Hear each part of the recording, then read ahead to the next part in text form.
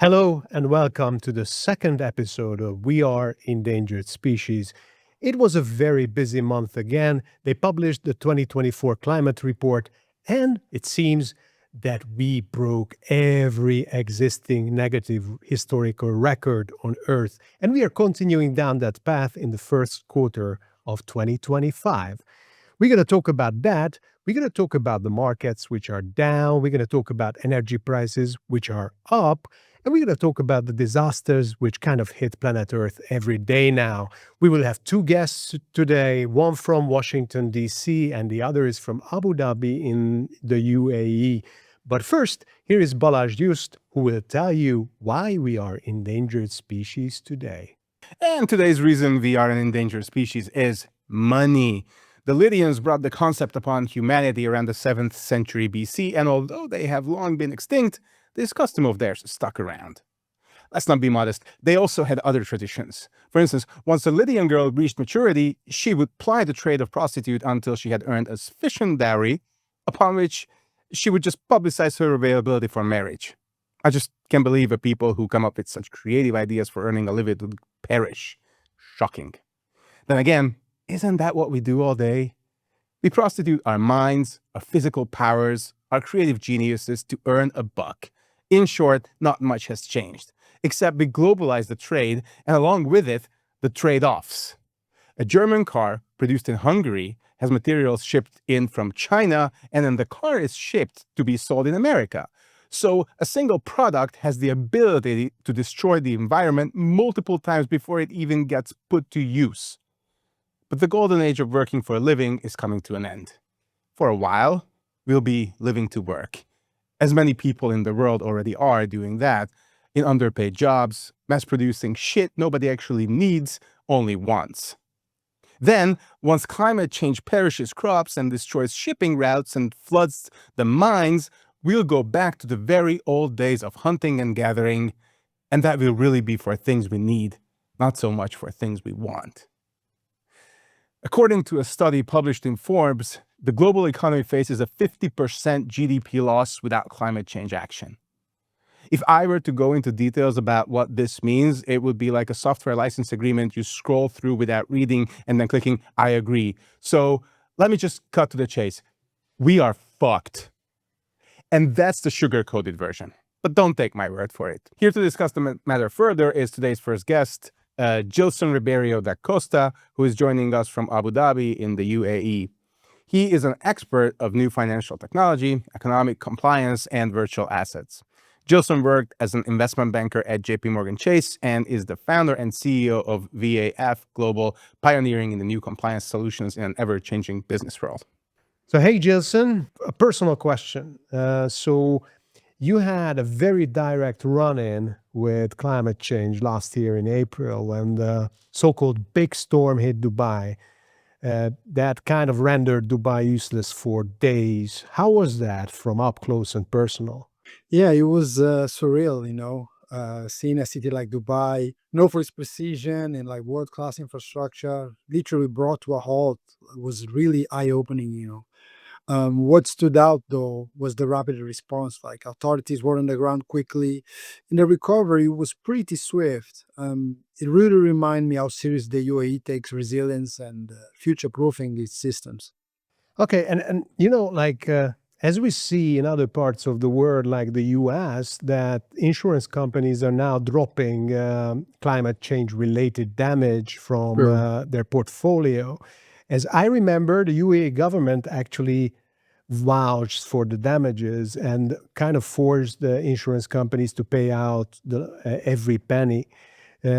So none of these solutions, for me, seem to be sustainable in the long run, of course. What do you think? How will the insurance market change because of all these changes in just weather? I think the way Dubai handled insurance post-storm was really kind of a signal to the world. When these disasters happen, you either be like damage, water damage in your house or in other places in the world, you can see that most insurers hesitate. And I think the UAE really stood firm and it really, as you mentioned, ensured full payouts.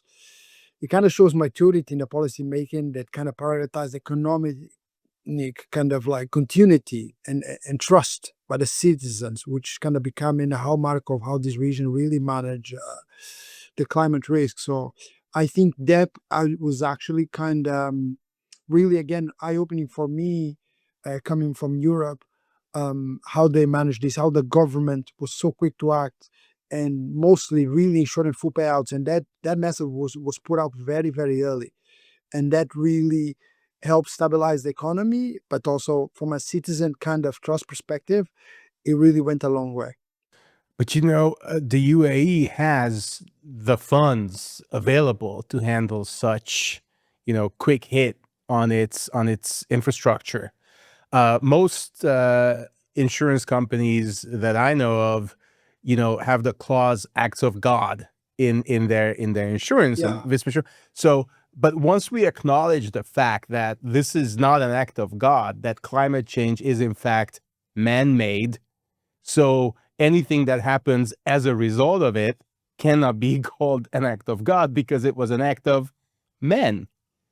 yeah, So eventually, I mean, this is just, you know, legal threading there, but true, true. but at the end of the day, one could argue that, you know, the insurance companies will have no way out of it, but they're going to have to pay up one day. Yeah, no, for sure. I think that, um, and I guess you will see that, because the way that the world is evolving, these disasters are not becoming a one-off. They are becoming more and more common. I mean, you just need to open the news, and like I'm from Portugal, and just recently it rained for like a month nonstop. That's not usual. Normally, March is the month that we're supposed to rain. And right now, we already filled all our reservoirs with water based on the amount of water that's fallen in these months that technically, normally, would you consider to be dry months. So for sure, it's with the help of technology as well, like blockchain, that the markets have to evolve and insurers need to adapt in order to survive.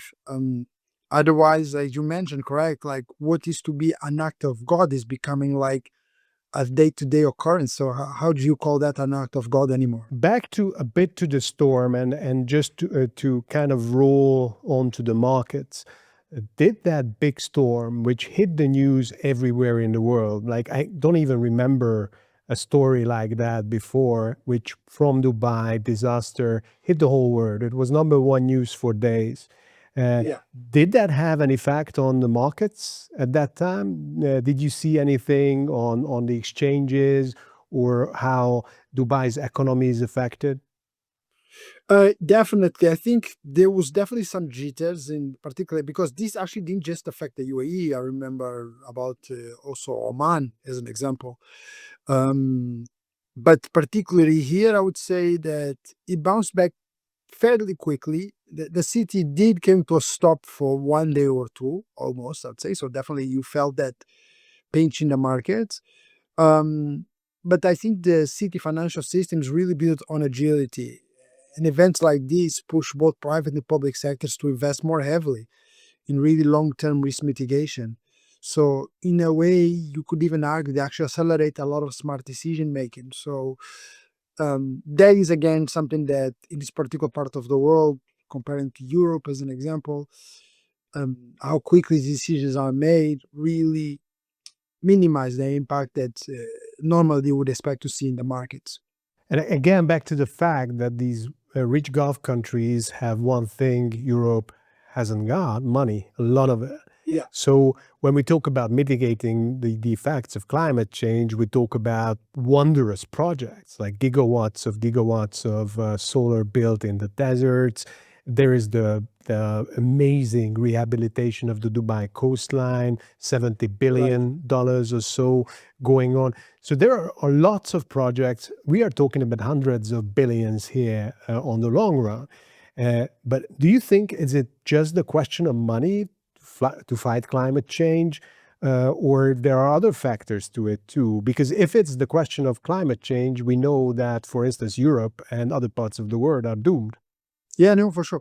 Capital is important, and this, of course, region, particularly Dubai, where I'm sitting today, is not short on that. But the deeper success really lies in the strategic vision, and I think this is what you get here with the leadership that you have in place. Integrating sustainability into economic diversification plans. It's not really not just about fighting climate change; it's about securing the region's economic future. And again, a bunch of measures were put into place almost immediately, um, in terms of a reaction to this. I remember like solar integration, water recycling. Dubai is a city that moves fairly fast, and the decision making is also very fast. So it's low end regulation too, right? That's what you're saying. And I Yeah, do for agree. I sure. do I agree. mean, I mean, yeah, because it sounds like that it served as a quick wake up call, that storm, Yeah. and the decision makers have reacted fairly quickly. But on that note, I it's like I have to add, you're saying all these great projects that they are implementing to fight climate change on the one hand and to mitigate its effect, but on the other hand, we're still talking about Dubai and Abu Dhabi, places where streets are air conditioned and people are driving pretty Yeah. gas thirsty cars around and flying private jets. So and those are obviously the very sort of on the edge, kind of very visible Yeah. things that contribute to climate change. So is this just a band-aid sort of that, or are these real mindset changes that you see now, and that the big money is getting behind it to figure out a way to make the new uh, mindset economically feasible? I think that's a fair critique, to be very honest. I mean, you just have to step out of any building to mention and see some of the things that you just quoted there. But one thing I would say, while there are flashy projects, there are also serious systematic efforts, like I mentioned, the solar integration and water recycling, and even a full revamp of the sewage system, how buildings are built. I mean, I'm sorry, what are they doing with the sewer all system? sorry. Sorry, what are they doing with the sewer system? Yeah, so there wasn't really something that I think it was taken to a long consideration in this part of the world. And definitely I mean, I don't have the full details, but plans have been implemented into that. And even how they build houses, one of the biggest issues there was is that the way they built the houses and the roofs, you know, the water had really nowhere to escape but to accumulate and eventually collapse. So this is all things that have been looked at. An agenda has been put out to minimize and make sure that what happened last year won't happen again.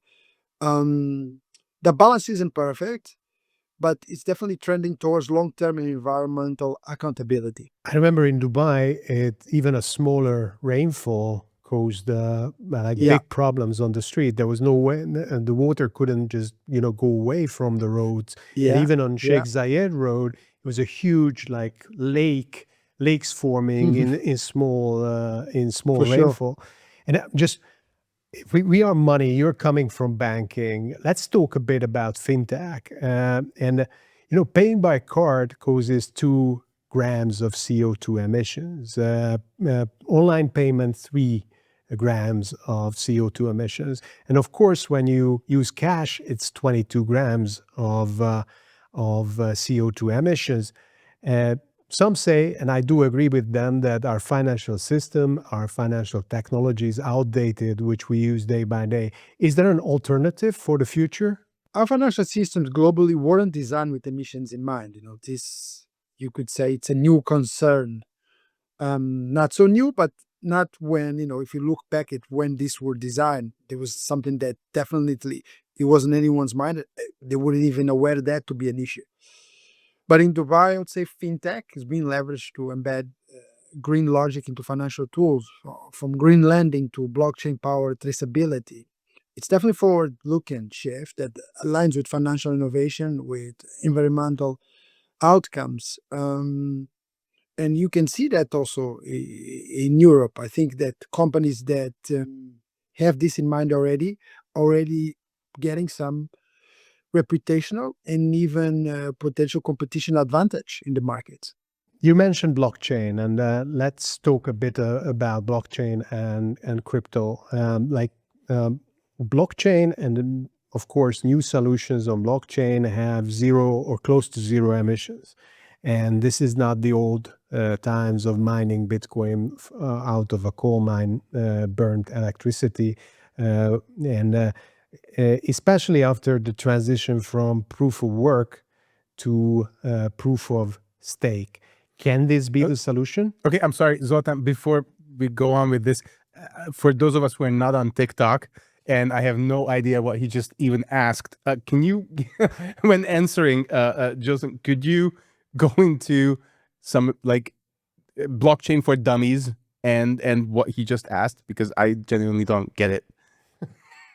Yeah, sure. I can definitely do it. So, of course, proof of work, which is what Bitcoin runs on, it was the concept that the computational power together that was used, which required a lot of energy to solve a problem in the blockchain. So therefore solve the next block, and then you get the rewards on the back of that after you solve that um, paradigm, if you want to call it a blockchain, which was the next block, and then you get rewarded for that. Proof of stake, it works different. So it means that you are in a network with different sets of computers. So therefore, they work together to solve. So therefore, it's way more efficient from an energetic standpoint. Okay, thank you. And now Zoltan's No, question. can it save us in the future? So now blockchain is of course coming out from the darkness and from the gray era of crypto.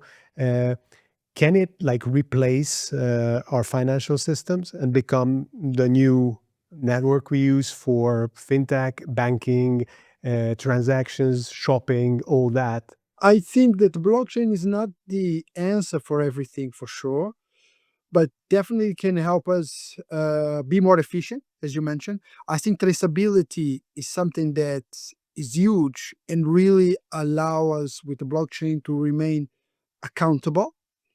Um, and definitely from a perspective of aligning and allow the world together to move in a more transparent way, blockchain definitely can serve a purpose there. And we have today many examples of, as an example, traceability when we talk about the meat that we eat, or how someone mines gold in Africa. All these things can be put on blockchain, and the blockchain, the traceability is very, very powerful. And that will definitely drive a lot of financial innovation, which will benefit environmental outcomes. Let me just get this straight. So you're basically saying that if if in the near future someone comes up with a way to define the value of gold, like solid gold that I can hold in my hands in blockchain, then eventually we might be able to sort of get rid of all these like traditional alternatives, or are we still going to need those? Are they still going to have value when maybe on the markets, some sort of crypto that's created using blockchain is going to be worth more than gold and Yeah, constantly? I think the answer lies somewhere there in the middle. I think we're a long way from getting rid of the traditional finance for many, many reasons. I think blockchain is still, to most people, complex. They don't fully understand what is blockchain actually. It's a ledger. It's a ledger online, right?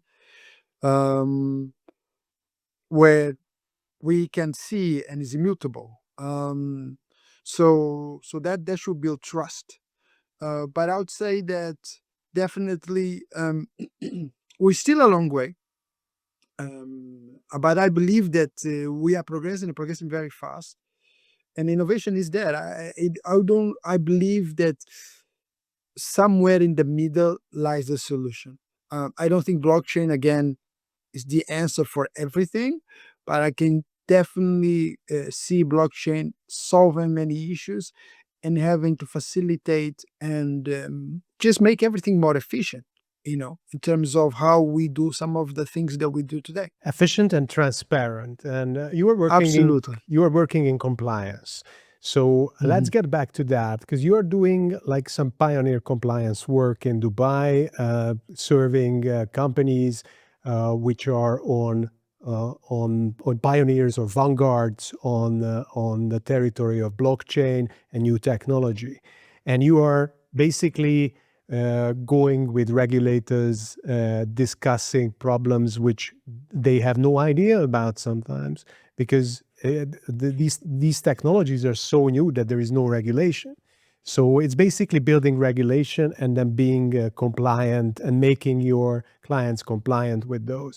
So are there Right. any environmental concerns when we talk about compliance now in the UAE or globally? Do you see a best practice or like emissions factored into business results or tax benefits or any other kind of benefits really or fines? Is this something you have to address with your clients? For sure, climate environmental factors are increasingly part of compliance.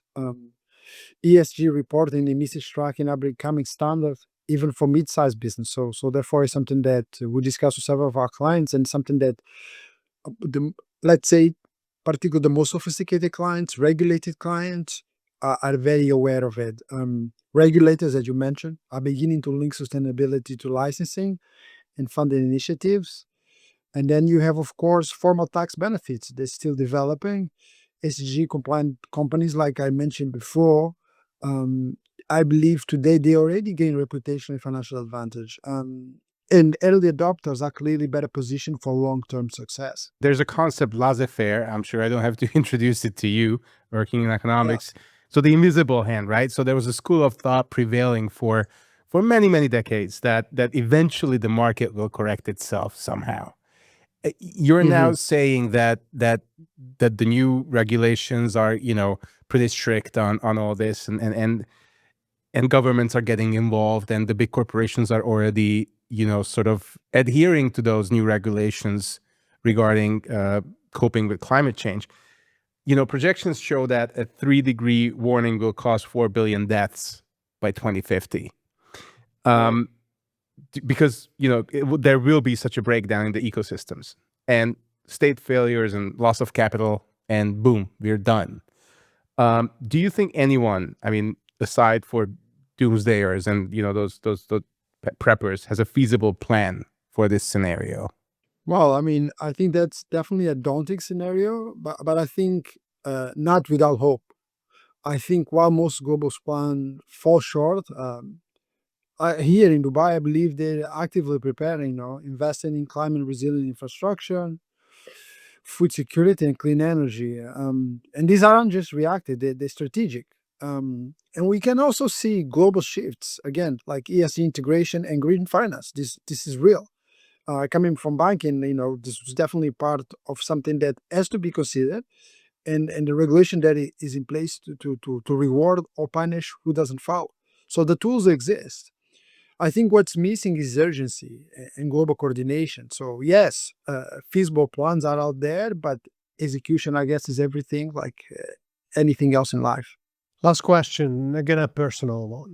So you have been living in the Gulf for years, and you have a beautiful family, a wife, two small Five kids, years. and two small, like three girls are surrounding you.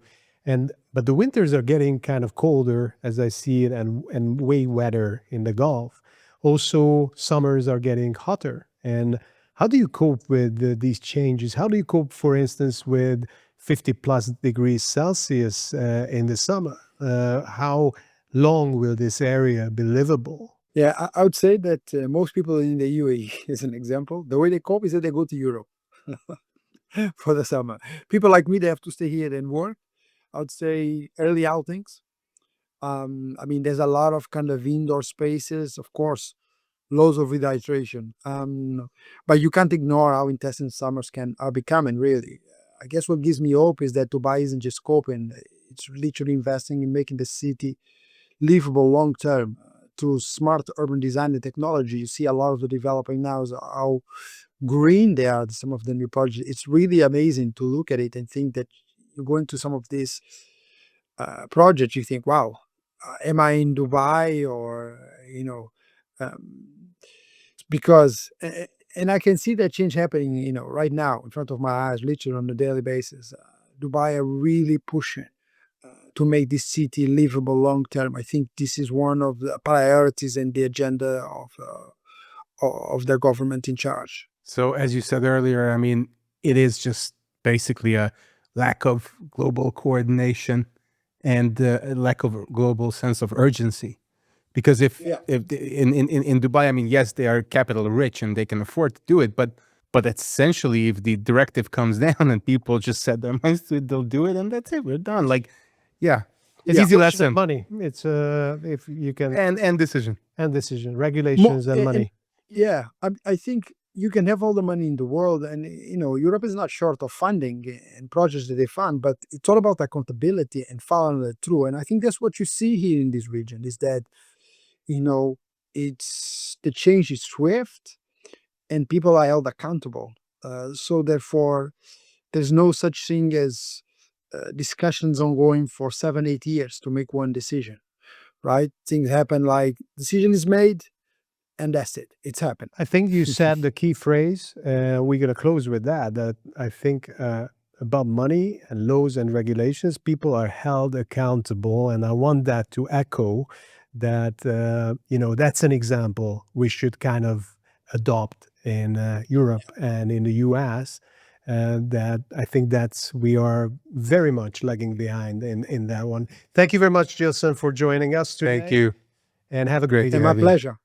Yeah, great talk to you guys. Bruce Porter Jr., American investor, media personality, host of the program, The Impact Money Show. He's the CEO of Global Boost and the founder of Washington Elite, early adopter of Bitcoin and crypto. He brought to life the first eco-friendly crypto mining algorithm. An expert of the markets, investments, economic policy, and new technology. He's joining us from Washington, D.C. Hello, Bruce. How are you? I'm doing great. It's wonderful to be here, Zoltan. It has been a crazy year weather-wise here in the U.S. Certainly a lot going on. Happy to be here with you. Last time we met was exactly 1 year ago in Paris. And I remember that you were flying to Token 2049 to Dubai and actually flew into the big storm. How was that? I actually changed course on that. I had a little bit of a premonition. Sometimes you have that in life. And I routed somewhere else. I don't remember if it was the south of France or something else. And I saw and we talked about afterwards, that major storm that went in there. And there's really a lot to talk about there. A lot of it you can't talk about if you're in Dubai. It was pretty interesting. So you told us when we introed you that it has been a busy year when it comes to weather in the U.S. Were your family, were you affected in any way? Absolutely. It has been a crazy year weather-wise here in the U.S. Hurricanes, wildfires, the works. In DC, I've dodged the worst. So not only did I dodge Dubai, but of course we've dodged it here in the nation's capital. But friends in the South got slammed by the storms, and the West Coast the smoke has been unreal. My family's fine, but I've noticed, as the years have gone by, that the sun does feel hotter, right? I mean, there is something going on. There may be a lot going on there. It's hard to say exactly what, but it makes you think that we are having some effect on what's going on, and we need to figure it out. How did the market react to these disasters? Like has been a lot of, as you said, wildfires, tornadoes, hurricane, whatnot happening in the U.S. These cause hundreds of billions of damages in U.S. dollars.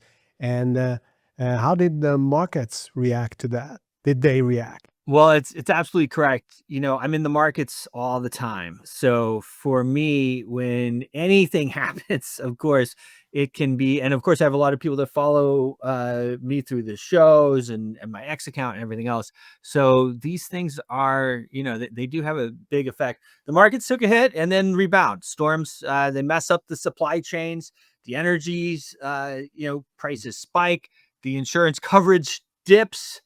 But then the rebuilding kicks in. and sectors like construction get a lift. Last year's chaos showed that pattern.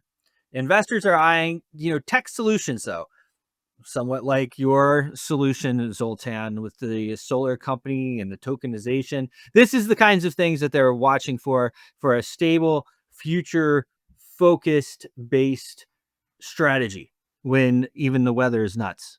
Do you know, we just spoke with someone else who he's based in the UAE, and he was saying that there the response to these climate change events has been very strictly coordinated from top down, and they are changing their infrastructure, they're changing their legislation to counter these effects, and are pouring money, lots of money, into adapting to these changes, and to make it feasible for actors of the economy to make it an inviting kind of investment space for them. Do you see that happening in the US? Well, I've spent a lot of time in Dubai. I am a big fan of the UAE. I have friends there in the government, as most of us do, right? They provide a wonderful access to most of us that want to do business over there. And so I'm always, I always like to speak very highly of them. I think that, as far as what they have going on over there, what they've been able to do with Dubai is absolutely amazing. And it's kind of common knowledge that they using electronic or electro, you know, pulses in the atmosphere in order to create rain. So then, of course, the steps that they're taking in order to keep things going, support the businesses, support the different technologies is absolutely amazing. Over here, it's a bit different, right? And we have a new president every 4 years or 8 years. And it's very hard to, keep things going in the same trajectory over, let's say, decades, right? So, I mean, as of right now, we have a big pullback with the current administration of, supporting these different types of technologies. It doesn't mean that things aren't moving forward and that they aren't getting better, but it's different. It sure is. And I don't want to go into politics, but of course it touches the question of green efforts or climate change mitigation efforts. And in the last couple of weeks, basically, U.S. government swept everything green off the table, and like green, like it's supposed to be like a general value, but of course all the countries look at it as a liberal or democratic value. So they swept off the Green Deal, the Paris Accord, EV benefits, like electric vehicle benefits. But also, and I can understand that, like, of course, political point of view, ideologic point of view, I can make sense of that. But what's happening with the federal disaster relief efforts? Like, why budget cutting heavily when there are more and more natural disasters happening in the US? And it's now daily news that some part of the US is hit by the effects of climate change. And even hurricanes and tornadoes became more vicious and more frequent. So why cut budgets, and how do markets price these decisions? Well, you can see, it has the markets have been rough. They have been rough. We talk about it every day on the Impact Money Show. We things could go up, but then we are facing a recession. We may step out of it. We may skip it, but we are looking dead on at a recession. The U.S. pulling back on green policies is a bit of a mixed bag. Paris was mostly talk, and the EV handouts propped up big auto. Disaster relief cuts hurt, though. That's real. And the plan appears to basically be coming out of Washington is basically that the markets will sort it out. And that's where we see, some of the bleeding, although stocks, we're still at all-time highs. Investors are shifting to private plays. Again, your setup there with the solar company is, I think, an interesting one. Markets price this in by betting on innovation over red tape. Premium spike, insurance again pulls back, and capital flows to stuff that can stand on its own. I think in general, the overall consensus here in the US is that a lot of our money has been sent to different places and we need it here. And when you look at the disaster relief, okay, it's being cut, but where was that disaster relief last year for the people in North Carolina? Where was the disaster relief for the people in California? Where was the disaster relief for the people in Maui? So what's getting cut? Where was that money being sent? And I think that's a lot of what people are saying now. They just want, let's just get a handle on things here in Washington. Let's understand where our dollars are going, and then we can start to deploy money again. Without going into to where that money is going, I want to take a step back and kind of claim that the disaster relief that you guys were saying and that budget being cut is just one thing. The disasters are already the effect, right? And so what you're gonna have to mitigate are not the effects. You're gonna have to mitigate the cause, and the Right. cause of it is clearly, we're pretty much in agreement on that it's human caused, Yes. more so, or at least at the very least human amplified, right? Now, Right. when we are getting into that stage, and I raised this point previously, but then we're gonna get to all the insurance troubles of it's not an act of God anymore because it's clearly an act of man. So have a good day. We're not covering that one, right? We're out. So all of a sudden, you're gonna find yourself in a place where no amount of disaster relief is gonna be enough because there is no insurance money covering it. There's nothing. So wouldn't it be even economically more, viable and smarter to try and tackle the cause? There's no doubt about it. There is absolutely no doubt about it. We have a situation. It's really worldwide. It's not just here in the U.S., but there's a lot of nuances. There's a lot of things that aren't known. Certainly, insurance is living fast here. They're ditching the climate claims in the UAE, as you mentioned. They're making them pay it. Over here. It's totally different. But we're looking at a situation where is something like the rain tech that's being used over in Dubai that's really not hidden. Although I guess you're not supposed to talk about it in that certain weather pattern that we had last year. But is that being used here? And then if it is, which it appears that it is, when we talk about, man-made climate change, I think we can agree at this point in the ballgame that a lot, at least of this is not coming from, gas and yachts and planes, but it's actually coming from possibly what they're doing in order to keep the climate at a certain pace. And so people just want to know. We want to understand what is going on. And if this is costing us all this money, and if we are in fact, because we don't know, nobody knows. If we are in fact, if what we're doing to create this climate is now making the storms worse and worse, then we got to stop it. And agreed, we have to stop the cause, and we need to understand the cause in order to stop the cause.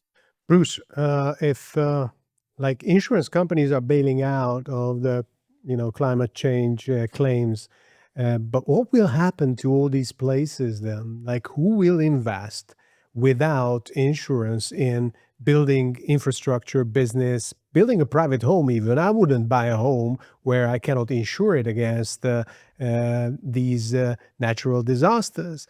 And like UAE had a solution. They are pro insurance. They said they want to vouch for the insurance and bailed out the insurance companies which were heavily affected by the payouts of the big storm. But who will take on the insurance? Like, and do you think the government has a plan? Like, they're gonna vouch for these places? Because otherwise, like, really, who is that stupid to invest in a burned down city, which will burn down again in 2 years, but no one will pay me insurance? It's the question on a lot of our minds. I mean, if the weather's man-made and it's not just exhaust, but control tech, and acts of God are not going to fly because this is man-made, then insurance companies are going to keep these clauses fuzzy.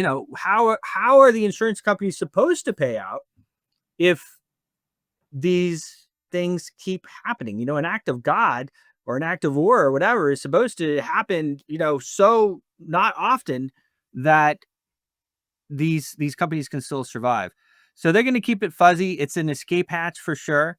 Big money's always gaming the system. Keep it vague, dodge the payouts, no matter what's, cooking in the skies.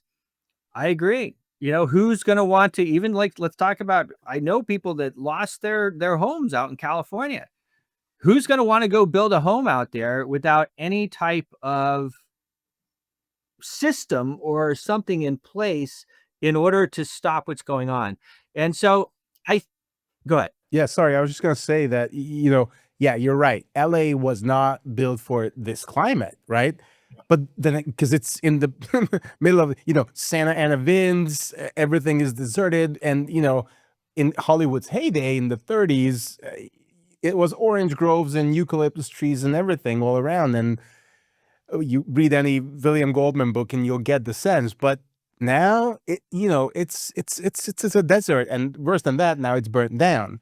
So LA wasn't built for this climate, but then again, neither was the rest of the world, really, because it's out the window. So when we start laying down, because that's essentially what we're doing, we're laying down the foundations of this new system that we're going to be able to manage, whether it's the markets or building a new home and how you get that insured. Someone's going to have to answer for this. And I guess, do you have any kind of faith in the policies of a government that's changing every 4 years or 8 years, that they manage to see the big picture and come up with an idea how to manage this new environment? Well, I think that we do have, obviously, we both brought it up now, the issue of, this ever changing kind of, and that's why we have this, quote unquote, kind of administrative state, right? So you kind of end up having this administrative state who ends up making the policy, right? And then we bring a guy in and he tries to make some changes and then, so on. I think that certainly, absolutely. If you go into most of the governments of the world, and Washington, D.C. is no different, most of these people want the best for the country. They want the best for the people. They want everybody to thrive. They want people to make money and have families and all these types of things. And so I think that the most important thing that we need to do is take the shrouds of secrecy off of what is going on. Certainly, like I said, you go outside. I was talking to my wife. My wife has been around a long time, right? The sun feels hotter, okay? It feels hotter. You go out in July or August or whatever it is, and you can feel it. You can feel it just kind of burning down on you. And, the effects of that, what is causing that, we need to really just be honest about what is causing it and what we can do in order to solve it. So I am optimistic that we will get to a place where we're making the right decisions.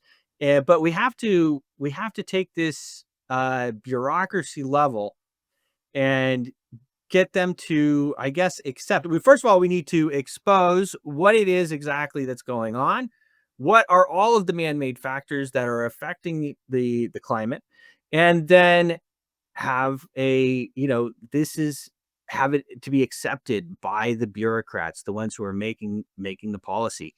And I am optimistic that it will happen, but things happen very slow here in Washington. So if I got bit by a dog, I would not chase that dog down the street to stop him and try to understand what made him want to bite me. Because I have a pretty good guess. First of all, it was in his genes, or I did something stupid and he bit me, whatever. Point is, I got bit. My first reaction would be, let's go get a shot at the doctors because it's that's not, so what you're suggesting would work, but if it was people on the other side of the aisle, but it's not, it's nature.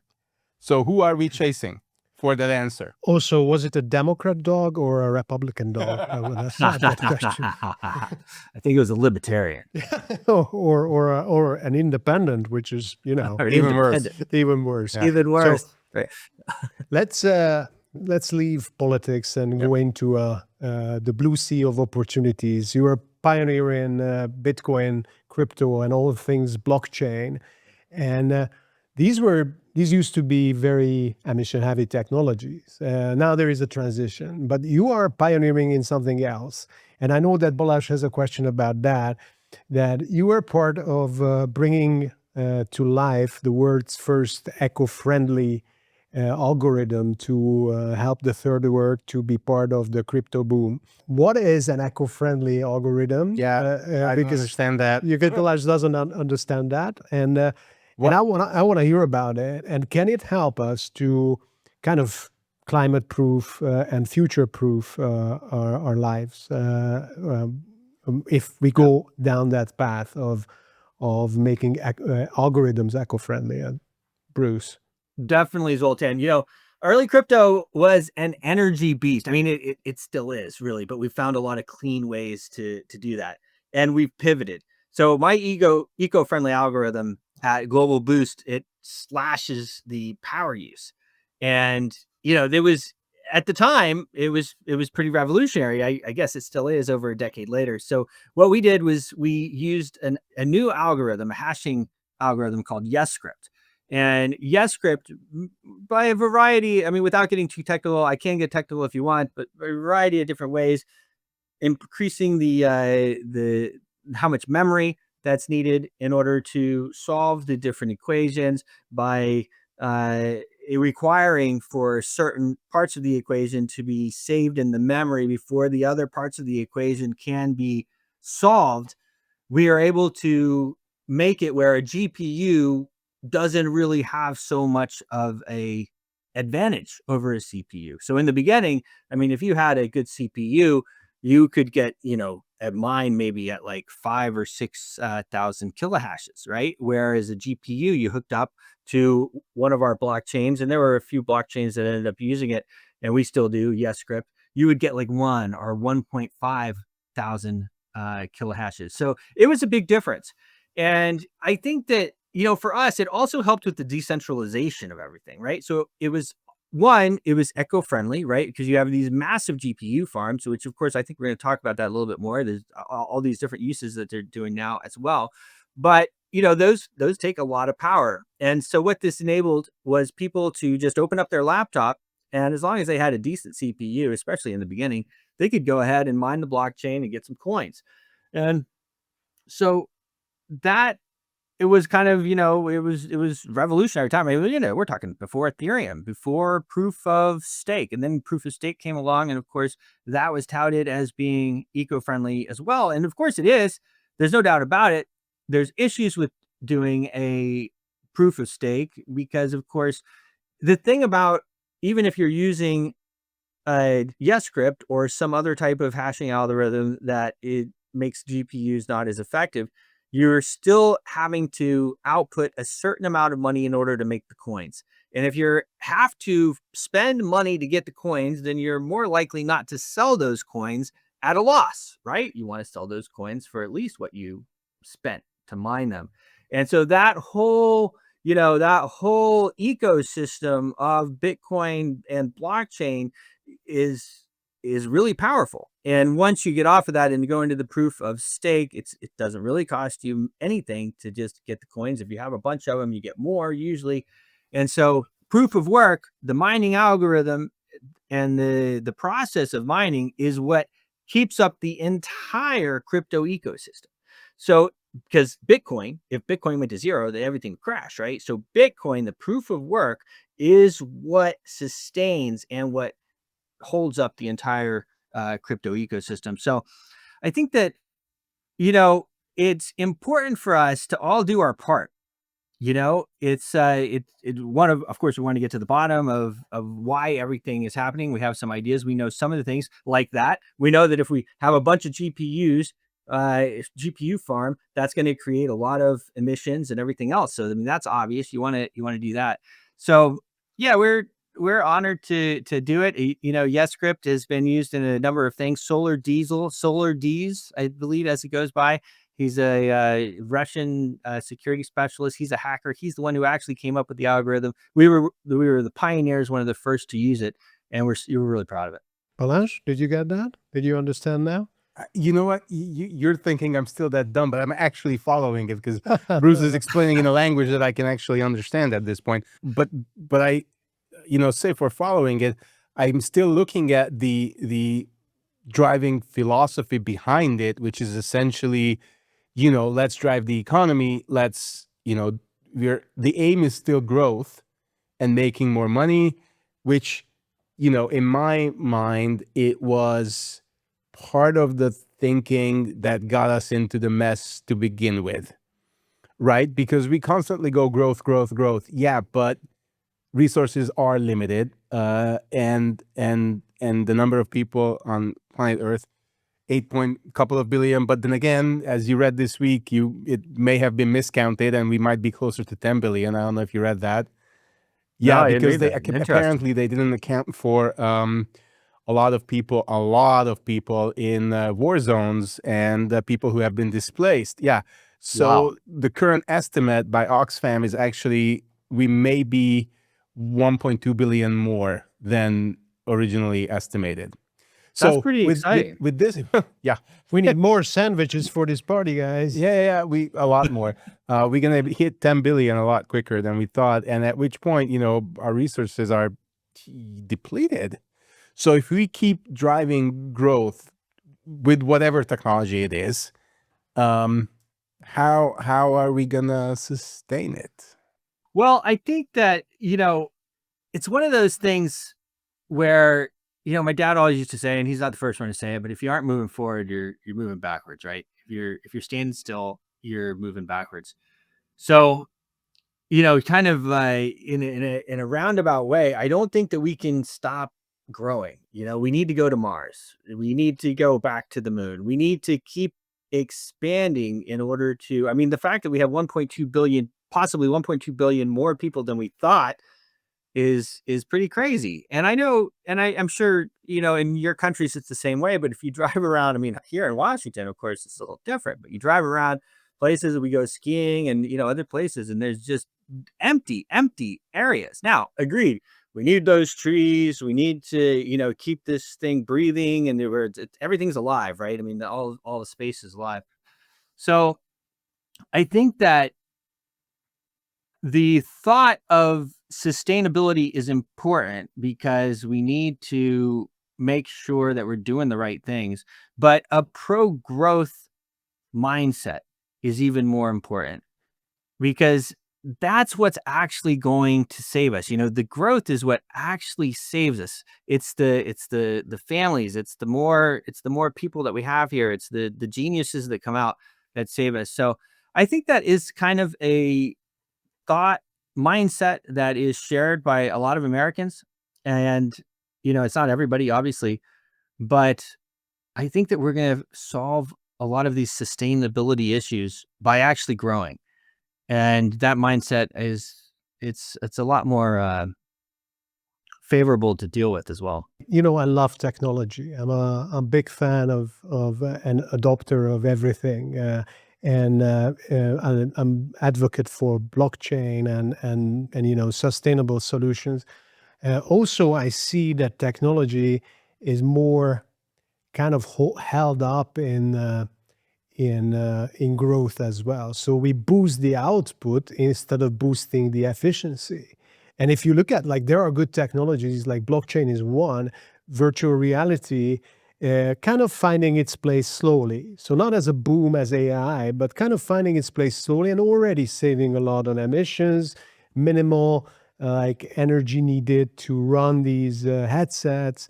And it's great for buying real estate, for remote tourism, for virtual presence meetings, for virtual presence at Super Bowl or at boxing or even a concert or theater. So that's going to change a lot, and that's going to save us a lot. But it's still, slowly coming. But there is AI which boomed like really quickly, and still we boost the capabilities, but we are not thinking about energy efficiency. And what's happening in the US, like, for those servers, like they need all the energy in the universe now to power those. Those are the real beasts.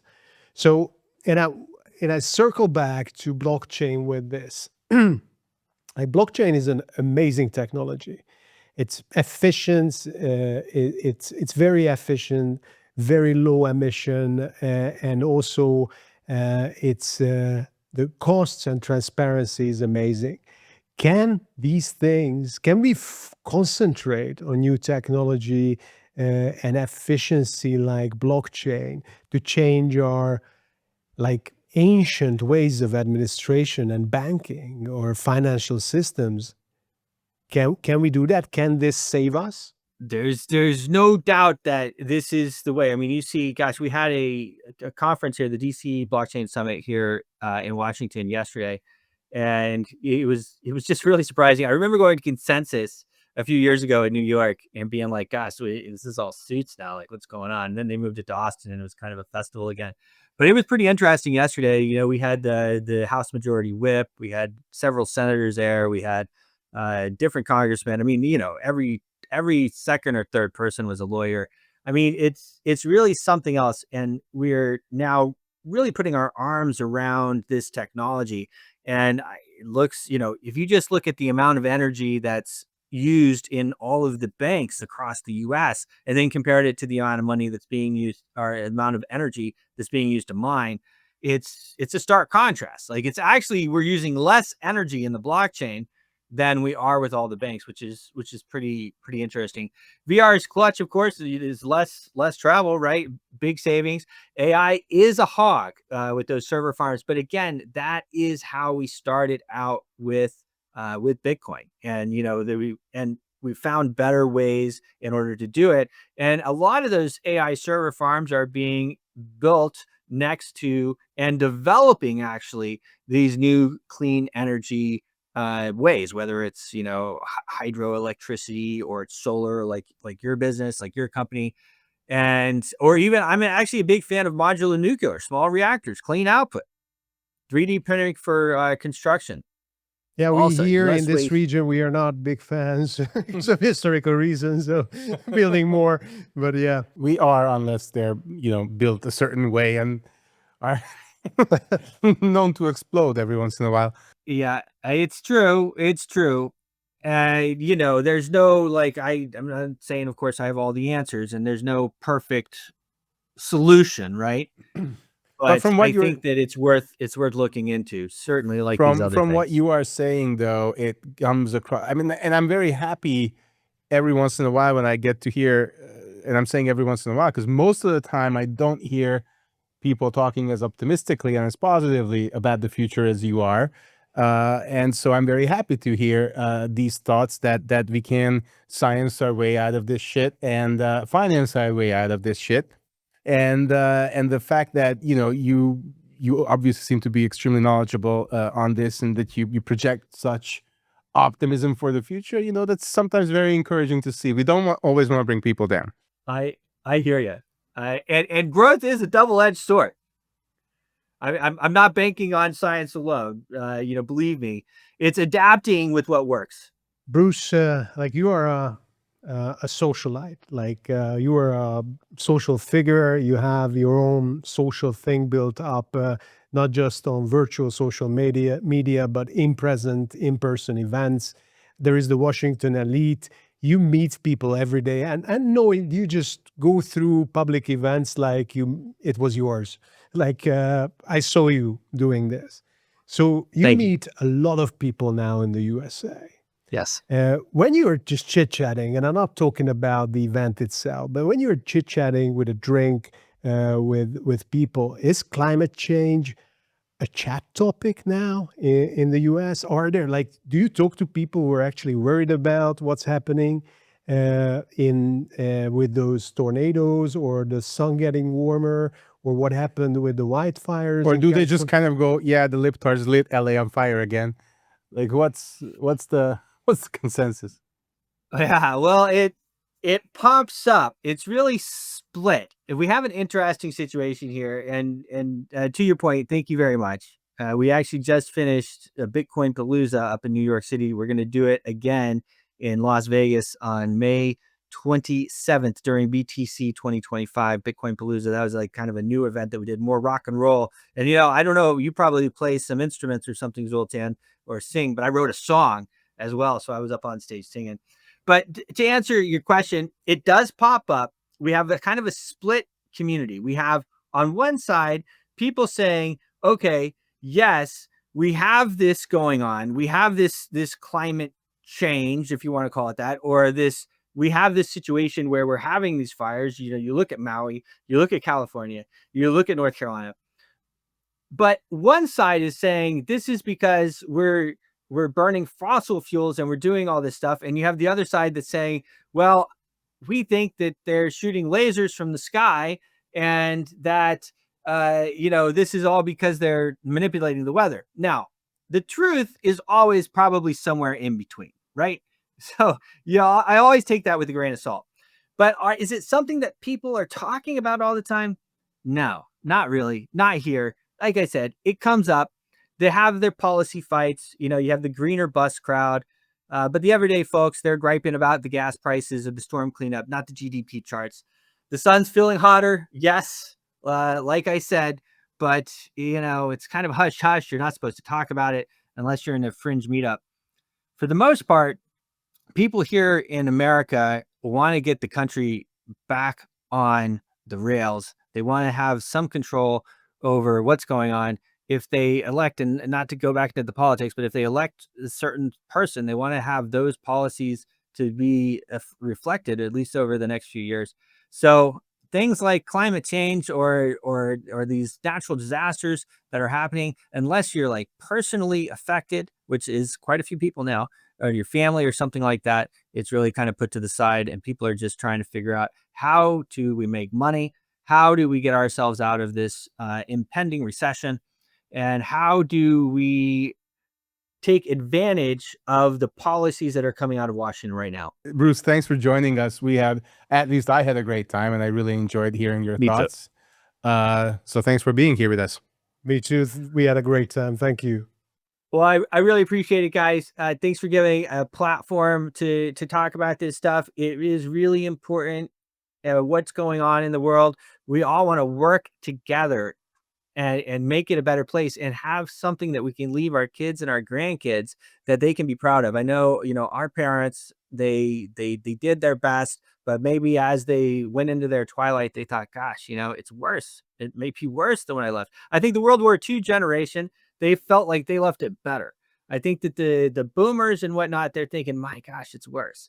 And so here it's on us to leave something that's better. And I think working together, no matter if we disagree on this or that or the other, we all can agree that we need to leave a better place than we got. And so I'm happy to be involved and really appreciate you guys.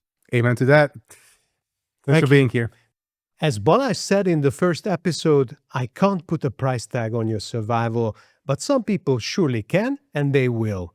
According to these people, everything and everybody has a price. We can put a price tag on my opinion too, -2 cents. How much is yours?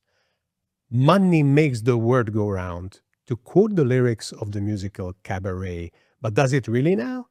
Is this the right direction to go around?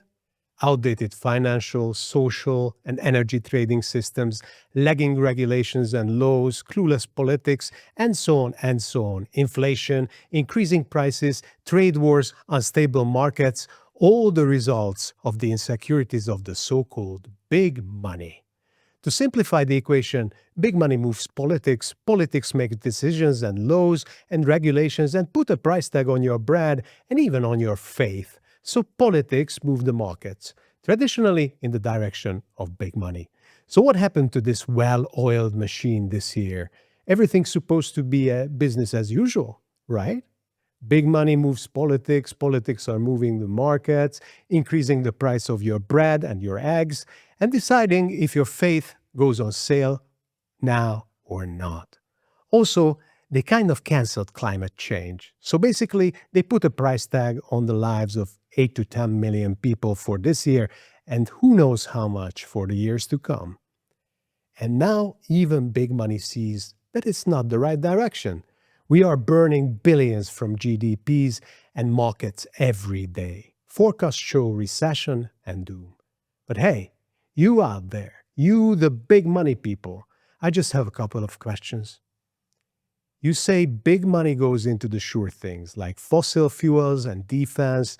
So can you tell me what went wrong this year? Please? And when you had enough of counting your losses, will you reconsider that we need to change the way we think about investments, markets, financial systems, energy, politics, regulations, and all that jazz? Will you start doing the right thing for a change? There is a lot of money to be made on the right side of history as well. Have you heard about the fact that the planet's very core is slowing down? The current of Antarctica and the Gulf Stream, too. Isn't that symbolic? Even the lobsters are moving north, just say.